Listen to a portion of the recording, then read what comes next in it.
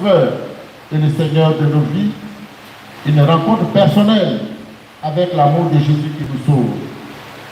Voilà, frères et sœurs, le vêtement de noces qui faisait défaut à l'invité qui ne sait pas habiller le cœur et qui en portera les conséquences.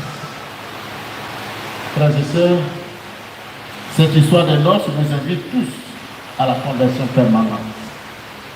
Elle doit rejoindre notre cœur et non seulement notre intelligence, afin que nous devenions de véritables disciples de Jésus, des disciples missionnaires, selon l'expression du pape François dans son exhortation apostolique, la joie de l'évangile.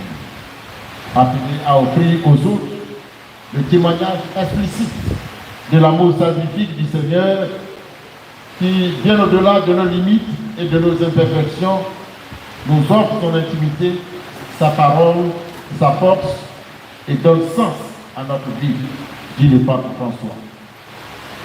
Cet amour salvifique du Seigneur se caractérise aujourd'hui pour vous, frères et sœurs, fidèles chrétiens de Saint Jean-Paul II, de la 8e tranche, par la présence de votre nouveau curé, le révérend Père Hippolyte Pandé, Anigoré Pandé Hippolyte Florent.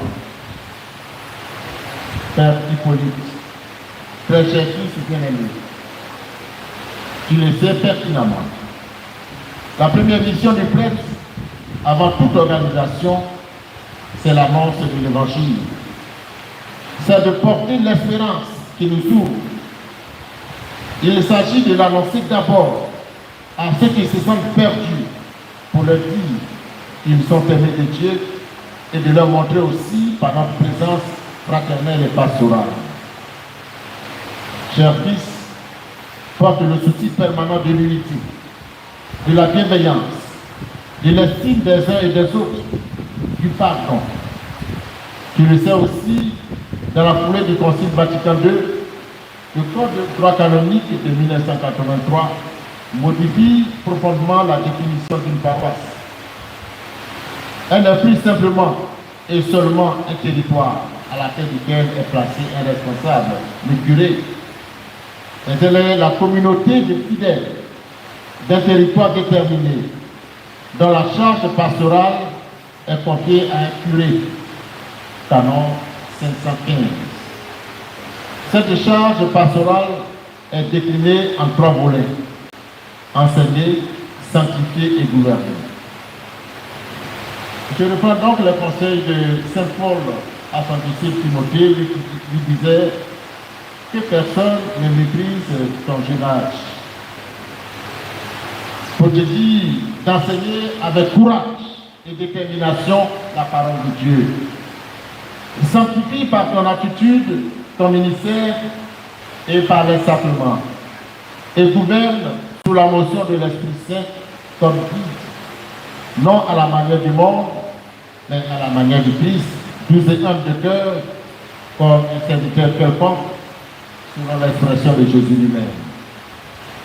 Fais ton devoir avec humilité et sagesse, en t'appuyant sur la Vierge Marie que tu aimes tant.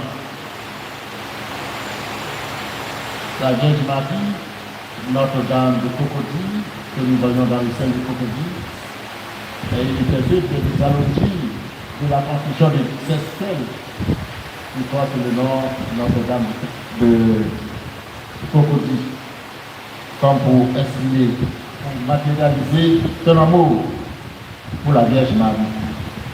Chers fils, ne t'annonce pas, annonce le Christ et ne recherche jamais des adeptes et des supporters acquis à ta cause.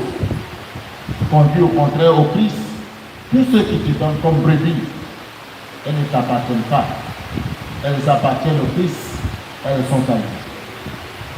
Chers fils, c'est dans la fidélité à ta charge de curé que tu sentiras la fidélité et l'amour de Christ, qui n'abandonne jamais son serviteur qui depuis l'adore et l'invoque chaque jour, en gardant le vêtement de noces dans une tension permanente de conversion, comme le révèle l'Évangile. Frères et sœurs, paroissiens et paroissiennes, de Saint-Jean.